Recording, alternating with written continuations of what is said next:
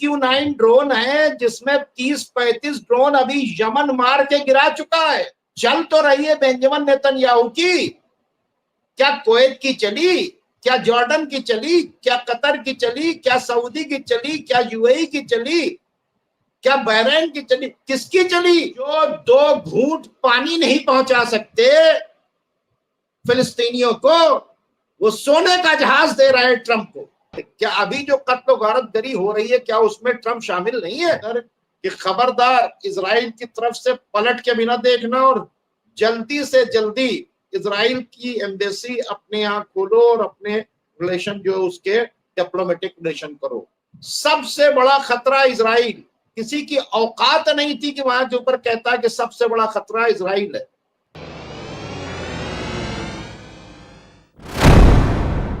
आदाब, मैं हूं मुमताज आलम रिजवी और मैं बात करूंगा इस वक्त इजराइल और फिलिस्तीन के मसले पर, और खास तौर से जो अमेरिकी सदर डोनाल्ड ट्रंप का 3 दिनों का दौरा था। दौरा खत्म हो गया है। वो सबसे पहले सऊदी अरब गए, रियाद। वहां मोहम्मद बिन सलमान ने उनका इस्तकबाल किया। इसके बाद वो कतर गए, वहां उनका इस्तकबाल हुआ।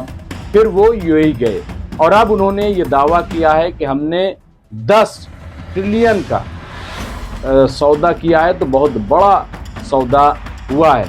लेकिन आखिर वो जिस मकसद के तहत आए थे, जो बातें हुई वो है क्या, उसको समझने के लिए हमने शौकत भारती साहब से बात की और जानने की कोशिश की कि आखिर ये जो डोनाल्ड ट्रंप का दौरा था, इसको कैसे देखा जाए, किस नज़रिए से देखा जाए, कैसे इसको परखा जाए। उन्होंने जो कहा और जो जवाब दिया वो काबिले समात है और सबको उसे सुनना चाहिए। सुनिए आप भी। हमको आपने शुरू से सुना होगा, आज आप 19 महीने से हमको देख रहे हैं कि हमारा स्टैंड जो था वो कल भी वही था, आज भी वही था। जब ट्रंप के आने का शोर किया जा रहा था तो उस वक्त ही मैं कह रहा था कि सिर्फ बेवकूफ बनाने के लिए आ रहा है। मैंने आपके भी चैनल के ऊपर कहा था कि अरब की गायें जो हैं वो दूध देने को तैयार हैं और ट्रंप बाल्टी लेके आया है और दूध दुहेगा चला जाएगा, ठीक है। और आपने देख लिया कि $600 बिलियन का इन्वेस्टमेंट, $142 बिलियन का हथियार, ठीक है। कतर से जो है $400 बिलियन का जो है आपको एक 747 बोइंग सोने का उड़ता हुआ महल, जिसके ऊपर ये किसको पेश किया जा रहा है, और बिलियंस ऑफ डॉलर जो है ये वहां के ऊपर इन्वेस्ट करेंगे। क्यों इसलिए इन्वेस्ट करेंगे कि ये उनकी दूध देती हुई गाय हैं और ये वफादार गाय हैं अपनी मालिक की। और लोग समझ रहे थे कि सऊदी अरब बहुत बड़ी तोप है, वो मामले को हल करा लेगा। ये बड़ी गलत फहमी की बातचीत है। ये सब गुलाम हैं, ठीक है। मैं बार बार कहता हूं कि सिर्फ तलवे चाटने वाले हैं, इनकी हैसियत और औकात नहीं। सऊदी अरब में जो जो बातें हुई हैं ट्रंप की, आप अगर जरा उस पर गौर कीजिए। एक तो जो टेरिस जौलानी को बुलाया, वो उसको इस बात का अवार्ड था, इनाम था कि तुमने बहुत ज्यादा जो है मदद कर दी। किसकी? इजराइल की। तुमसे ज्यादा मदद तो किसी ने की नहीं है, ठीक है, इसलिए तुम ये अवार्ड ले लो, बोला। और आपने देखा कि जब जौलानी से मिला है तो खड़े होके मोहम्मद बिन सलमान कितनी तालियां बजा रहा था। वो इतना ज्यादा खुश हुआ था कि जैसे उसका सारा जो है यानी एजेंडा जो है वो हल हो गया। क्योंकि मोहम्मद बिन सलमान भी बशर असद की हुकूमत गिराना चाहता था, कतर भी हुकूमत गिराना चाहता था, जॉर्डन भी हुकूमत गिराना चाहता था। लेकिन रह गई बातचीत है कि ये सब एहसान फरामोश है। कतर की हुकूमत को बचाने के लिए ईरान ने पूरी तरीके से अगर न बचाया होता तो ये सऊदी अरब कतर की हुकूमत खा गया होता, ठीक है। अब रह गई बात, आप ये देखें कि उसने कहा क्या। एक तो उसने सीरिया को, जो जौलानी टेररिस्ट है, उसको पूरी तरीके से सपोर्ट किया और कहा कि तुम जवान आदमी हो, तुम बहुत कुछ करोगे। और उसको क्लियर कट इंस्ट्रक्शंस दिए हैं वहां पर बैठाकर मोहम्मद बिन सलमान के महल के अंदर कि खबरदार इजराइल की तरफ से पलट के बिना देखना और जल्दी से जल्दी इजराइल की एम्बेसी अपने यहाँ खोलो और अपने रिलेशन जो उसके डिप्लोमेटिक रिलेशन करो। एक इंस्ट्रक्शन उसने ये किया, ठीक है। अब दूसरा इंस्ट्रक्शन ये सऊदी अरब को दिया कि आप लेबनान की गवर्नमेंट से मिलने के बाद आप हिजबुल्लाह को डिसआर्म करवाएं। और मोहम्मद बिन सलमान ने कहा यह बहुत अच्छी बातचीत है, वो इस तरह से नहीं होना चाहिए, उसको डिसआर्म करना चाहिए। तीसरा इंस्ट्रक्शन उसने दिया है कि यमन में जो दो गुट हैं, यानी हौती और दूसरा गुट जो उसको सपोर्ट करते हैं, क्या नाम है, अब्दुल सालेह की हुकूमत को, जिसको सऊदी अरब, हाँ, इनको भी आप जरा सा देखिए। तो इसके मतलब वो किसको किसको, यानी हौती को टाइट करवाने के लिए आया, हिजबुल्लाह को टाइट कराने के लिए आया, ठीक है। और वहीं बैठकर उसने ईरान के खिलाफ बकवास किया और बयान दिया, और कि हम तो क्या नाम है, ईरान को जो है वो डिसआर्म करेंगे और ये करेंगे इस तरह। तो पेजेश्कियान ने उसके ऊपर बयान दिया कि ये ख्वाब देखना बंद कर दे, ठीक है। और अब वहां से जो रहबरे मुअज्जम के एडवाइजर हैं अली शमखानी, उन्होंने आज बहुत ही क्लियर कट एक बयान दे दिया है। उन्होंने कहा कि सैंक्शन हटाओगे तो बात करेंगे, सैंक्शन नहीं हटाओगे तो बात नहीं करेंगे। उन्होंने क्लियर एजेंडा दे दिया। और वहां की आर्मी ने कहा कि ईरान के साथ जिस तरह से बातचीत की जाएगी उस तरह से उसको सख्त जवाब दिया जाएगा। ईरान की डिग्निटी जो है वो फर्स्ट है। दूसरी बात उन्होंने कहा कि तुम कह रहे हो कि ईरान इस खित्ते के लिए खतरा है। मुझे तो अफसोस है कि अरब के ममालिक वहां बैठकर सुन रहे थे।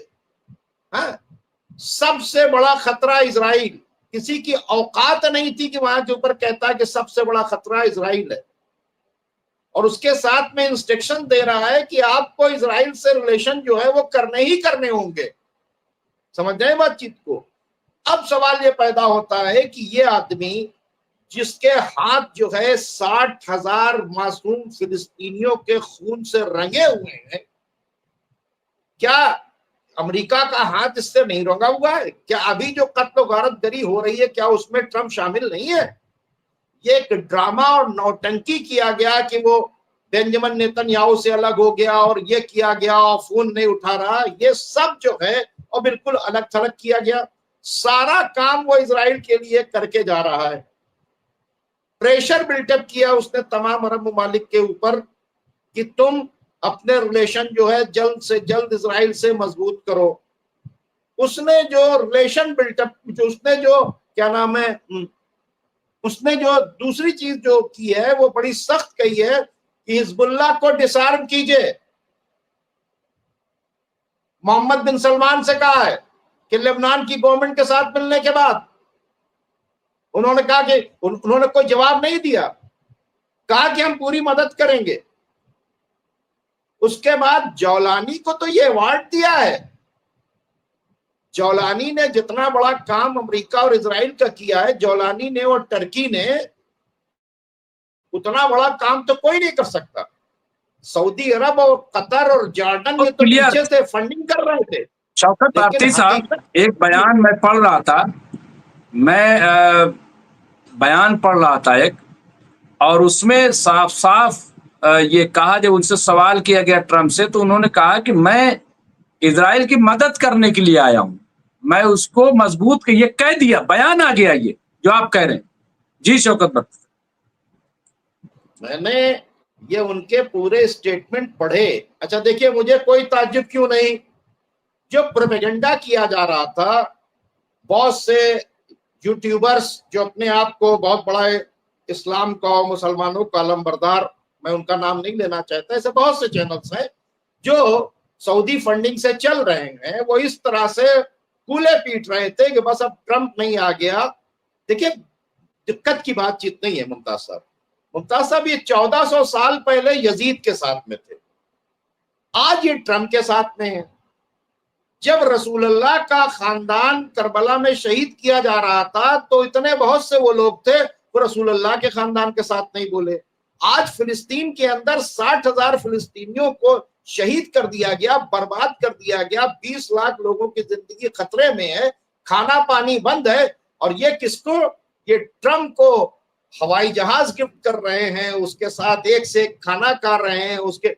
और अब आप सुनिए, यही अरब वर्ल्ड है कि जहां पर यहूद और नसारा हमें जजिया देते थे, आज ये उल्टा आग हो गया है कि खादमैन हरमैन शरीफैन उसको जजिया दे रहे हैं। समझिए, जजिया लेने के लिए आया। जैसे जो बादशाह हुआ करते थे वो गांव गांव अलाट कर दिया करते थे, तो वहां से वो उनका खराज वसूलने के लिए आया करता। ये ट्रम्प वहां पर अपने गुलामों से अपना खराज लेने के लिए आया है। और जो अब्राहम अकॉर्ड था, अब्राहम अकॉर्ड मतलब कि ग्रेटर इजराइल, क्या कहा उसने, जौलानी ने कि अब आइए ट्रम्प टावर यहाँ के ऊपर बनाइए, हमारे मिनरल साहब के लिए है, हमारे पैसा लगाइए, इन्वेस्ट कीजिए। समझ रहे हैं बातचीत को? है। और ये अपने आप को खलीफतुल मुस्लिमीन बता रहे थे, अपने आप को इस्लाम का बहुत बड़ा अलमबरदार बता रहे थे, दूसरे को मुसलमान नहीं समझ रहे हैं। इनके टेररिस्ट ने तमाम नुसैरियों को कत्ल किया, और क्या नाम, अलवाइट्स को कत्ल किया, शियों को कत्ल किया, मज़ारात पर जाने वाले अहले सुन्नत को कत्ल किया। याद रखिए, ना ये शिया है ना ये सुन्नी है। जो लोग इनको सुन्नी समझते हैं वो बेवकूफ हैं। यह है तकफीरी। इस आइडियोलॉजी को पढ़िए। ऑटोमन एम्पायर को गिराने के लिए ये आइडियोलॉजी तैयार की गई थी। मोहम्मद इब्ने अब्दुल वहाब नजदी और मोहम्मद इब्ने सऊद, ये दोनों अंग्रेजों के एजेंट थे। इनको तैयार किया गया ऑटोमन एम्पायर को गिराने के लिए। और इनमें यह मुआहदा हुआ था कि जब इनकी हुकूमत आएगी तो उसमें हुकूमत की बागडोर आले सऊद के पास रहेगी और मजहब की बागडोर आले शेख के पास होगी। आज भी जो सऊदी अरब का मुफ्ती आजम है वो मोहम्मद इब्ने अब्दुल वहाब नजदी की औलाद में से है, और मोहम्मद जिसे आले शेख कहते हैं, और जो दूसरा है वो मोहम्मद इब्ने सऊद की औलाद में, जिसे आले सऊद कहते हैं। तो ये आले सऊद और आले शेख आज के गद्दार नहीं है। खिलाफत उस्मानिया को गिराने के लिए यही लोग थे। सबसे पहले इन्होंने दरैया की मजार को तोड़ा था और मजारात पर जाने वाले मुसलमानों को, वो शिया नहीं थे, सुन्नी मुसलमानों को, उनको कत्ल किया, मजारात को ढाया। और उसके बाद ये कहा उन्होंने कि हमारे हाथ के ऊपर एक बैयत करो कि 600 साल तक तुम्हारे आबा अजदाद कोई मुसलमान नहीं थे, फिर से तौबा करके इस्लाम में तुम काफिर हो। नहीं करोगे तो तुमको मार देंगे, तुम्हारी औरतों को कनीज बना लेंगे, तुम्हारे बच्चों। ये तकफीरी आइडियोलॉजी है। दुनिया के तमाम टेररिस्ट जो है, ना शिया है ना सुन्नी है, ये है तकफीरी। समझना होगा। और तकफीरी हजरत अली को भी काफिर कहा करते थे। तकफीरी हमेशा जो है यहूद और नसारा के साथ रहे। आज आप बताइए, पूरी दुनिया के अंदर कुरान तकसीम करते हैं। मैं हिंदुस्तान के हर इदारे से कहता हूं, हर मुसलमान से कहता हूं कि कुरान कह रहा है कि यहूद और नसारा को सरप्रस्त न बनाओ, जिसने उन्हें सरप्रस्त बनाया वो उन्हीं में है। ये बात मैं आपके चैनल के ऊपर 19-18 महीने पहले कह चुका हूं। और मुझे मेरा ईमान है कुरान के ऊपर। मैं इनको मुसलमान नहीं मानता हूं। आप पूछेंगे क्यों नहीं मानते? यानी कलमा पढ़ते हैं, सब कुछ है। ये वो मुसलमान है तो मुसलमान, लेकिन यहूद और नसारा में शामिल वाले, ये मुस्लिम्स के लिए नहीं है। इनके लिए कुरान ने साफ साफ कहा है कि यहूद और नसारा को अपना सरप्रस्त न बनाओ, जिन्होंने सरप्रस्त बनाया वो उन्हीं में है। बड़ी गलत फहमी है लोगों की कि ये समझ रहे हैं कि फिलिस्तीन के हमदर्द होंगे, ये मुस्लिम्स के हमदर्द होंगे ना। ये इन्होंने जिनको आका बनाया है ये उनके ही हमदर्द होंगे। इनके बहुत से पैक हैं। पहले ये लोग समंदर में और सहरा में डकैती किया करते थे। इनके बाकायदा तौर के ऊपर मुआहदे हैं। और आप अगर चाहें तो उन मुआहदे को मैं बता दूं किस किस तरह के कब कब इन लोगों से मुआहदे हुए। 1820 से, जब इनका सऊदी अरब का वजूद नहीं था, तब से होते होते लास्ट मुआहदा इनका 1917 में हुआ है। वो सब नेट के ऊपर पड़े हुए हैं। आप जाइए कि अरबों के, अंग्रेजों के जो पैक हैं उसको डालिए, आपके सामने आ जाएगा रिजल्ट। ये उन्हीं यहूदो नसारा में शामिल है। क्योंकि इन्होंने इतना पैसा बांटा है तमाम लोगों को और इतने इदारे और मदरसे तैयार किए हैं कि वो लोग खामोश हैं। उन लोगों, अब उनके मुंह पे ताले पड़ गए हैं। सब क्या कह रहे थे, ट्रंप आएगा भी ये करा देगा, ट्रंप आएगा ये करा देगा, ट्रंप आएगा करा देगा। ट्रंप के सामने कल रात में जो अटैक हुआ उसमें 27 फिलिस्तीनी शहीद हुए हैं। और जब सऊदी अरब के अंदर था उस दिन जो अटैक हुआ था 60 फिलिस्तीनी शहीद हुए हैं। और फिर से हमास ने दिखाया क्या कि उसके कैप्टिव्स को छोड़ दिया। बार बार क्या कह रहा है कि भैया जंग बंद कर दो, सीज फायर कर दो। तो सवाल ये पैदा होता है क्या ये 1967 शौकत भारती साहब, खबर तो ये आ रही है, देखिए अभी मैं एक खबर आपको दिखा रहा था और आप देखेंगे यहाँ पे अल जजीरा पे है और यहाँ पे इस तरह की खबरें आ रही हैं। आप देखिए कि गादा भूख से मर रहा है, फिलिस्तीनी लोग नगबा के 77 साल पूरे होने पर भी परिवार बमबारी की मार झेल रहे हैं, सहायता से वंचित हैं और जीवित रहने के लिए संघर्ष कर रहे हैं।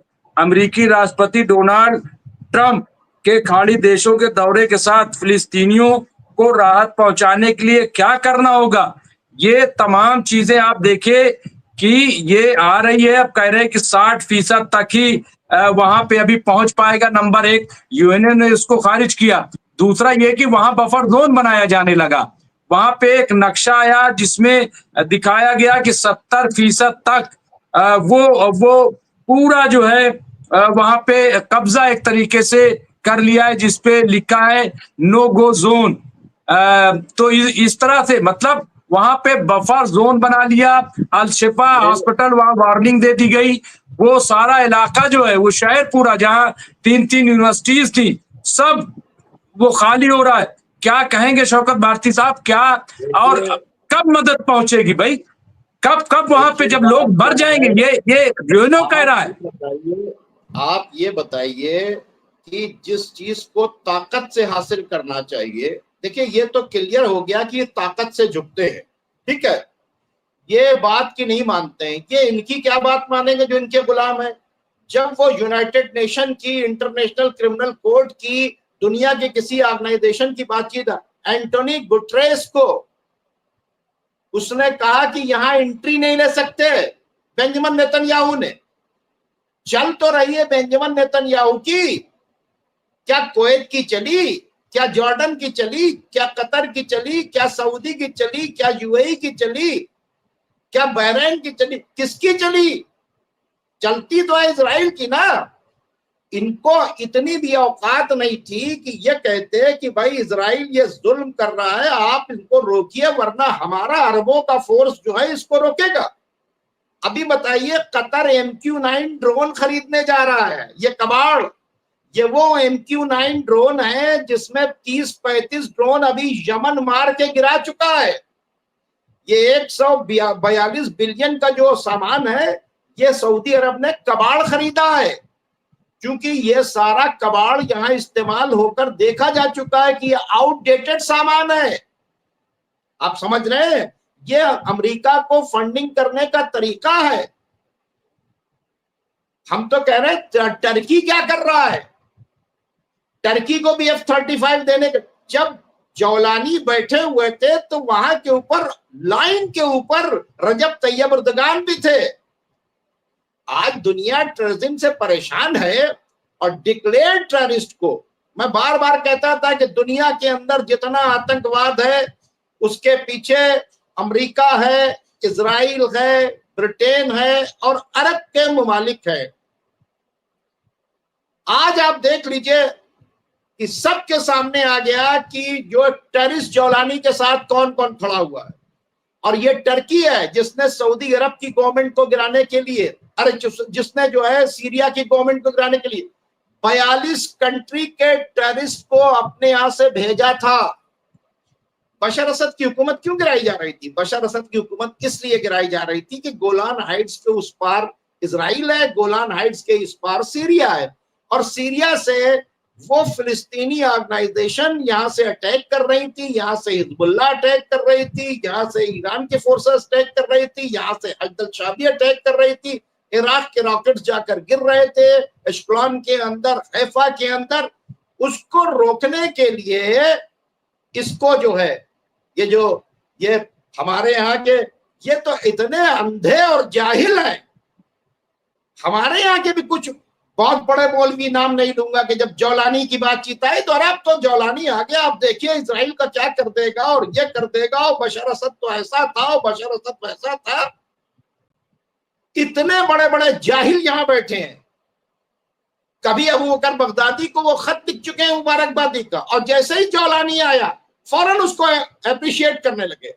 और यहाँ के भी बहुत से चैनल जो थे वो जौलानी को पता नहीं क्या समझने लगे। आज क्या हुआ, जौलानी ने कहा कि ट्रम्प से कहा कि आप ये बताइए कि मैंने एक गोली चलाई है क्या नाम इजराइल के ऊपर, आप ये बताइए कि क्या मैंने अपने यहां से ईरान को उखाड़ के नहीं फेंका जो इजराइल के लिए डिस्टर्ब कर रहा था, क्या मैंने अपने यहां से हिजबुल्लाह को नहीं हटा के फेंका जो इजराइल को डिस्टर्ब कर रहा था, क्या मैंने जो इस्लामिक जिहाद के फिलिस्तीनी के लोग थे फिलिस्तीनी उनके कैंप्स मैंने बंद नहीं किए, क्या मैंने क्या नाम है इनको तमाम सिग्नल्स नहीं दिए जिसमें इन्होंने तमाम जो ईरान का असलहा पड़ा हुआ था वो सब हमने बम्बार्डमेंट करवा के इनसे डिस्ट्रॉय करवाया, हमारी इंफॉर्मेशन के ऊपर इजराइल डिस्ट्रॉय कर रहा था। अब हमें अवार्ड दीजिए, अवार्ड दीजिए, क्या अवार्ड दीजिए? देखिए हमने जुब्बा भी उतार दिया है, पैंट भी पहन लिया है, टाई भी पहन लिया है, दाढ़ी भी छोटी कर लिया, आपका हाथ भी चूम रहे हैं हम। अब आप एक काम कीजिए ना और आइए हमको दीजिए, और आइए वहां के ऊपर भी ट्रम्प टावर बनाइए, अय्याशी के अड्डे बनाइए। जिस तरह से न्यू सिटी बन रहा है सऊदी अरब के अंदर, जिस तरह से शकीरा का डांस हुआ, जिस तरह से कैसीनो खुल रहे हैं, भाई ये पूरा इस्लाम मिटा रहे हैं। लेकिन ये इसलिए कि जाहिल मुल्लाओं को उन्होंने खरीद लिया, फंडिंग है दुनिया भर में। इन्होंने मदरसे खोलने के बाद सऊदी ने फंडिंग किया है। अब जो उनके ही ऊपर पल रहे हैं वो कैसे इनके खिलाफ बोलेंगे? सिर्फ सऊदी अरब के किंग ने नहीं धोखा दिया, इन मुल्लाओं ने भी धोखा दिया है। और ये सब फिलिस्तीनियों की के बहाए गए खून में बराबर के शरीक हैं। क्यों इमाम काबा नहीं बोला? उसने क्यों नहीं कहा कि ट्रंप आया इससे कह दो रोके, वरना हम काबे से ऐलान करते हैं फिलिस्तीन की आजादी का, हम क़िबले अव्वल की आजादी का? कहा था वो? ये बहुत कड़वा सच है। और मैं तो 19 महीने से कह रहा हूं, लोग इतना है, बट ट्रंप को देखा तो अरे सब अब ट्रंप आ गया तो ये खुद कुछ नहीं करेंगे। जो 2 घूंट पानी नहीं पहुंचा सकते फिलिस्तीनियों को, वो सोने का जहाज दे रहे हैं ट्रंप को। और उसके बावजूद भी इनके फॉलोअर गूंगे, बहरे, अंधे बने हुए हैं। बड़े अफसोस की बातचीत कहना पड़ा। इससे यह समझ में आया कि इन लोगों ने पूरी दुनिया के मुसलमानों को बिल्कुल पागल समझ रखा है। ये अंधभक्त हैं। किसके? ये अंधभक्त हैं मोहम्मद बिन सलमान के, कतर के, यूएई के, उन अरब ममालिक के जो इनको पैसे बांट रहे हैं। ये अरब के अरबों के अंधभक्त हैं। समझ जाए बात को। किसी का एक का बयान आया कि ये आ गए, अब आर पार की बात कर लेना चाहिए ट्रंप से कि रोकोगे कि नहीं रोकोगे। अरे भाई, ट्रंप भी कातिल है, अमेरिका भी कातिल है। पहले दिन से हथियार और इतने खतरनाक हिरोशिमा और नागासाकी से। तो ये थे शौकत भारती साहब। शौकत भारती साहब मुसलसल एमएमसी न्यूज़ इंडिया पर आ रहे हैं, वो अपनी बातें कह रहे हैं। लिहाजा आप एमएमसी न्यूज़ इंडिया को रेगुलर देखिए। बाकी स्टोरियां और बाकी बयानात भी हम आपकी खिदमत में पेश करते रहेंगे। बहुत बहुत शुक्रिया।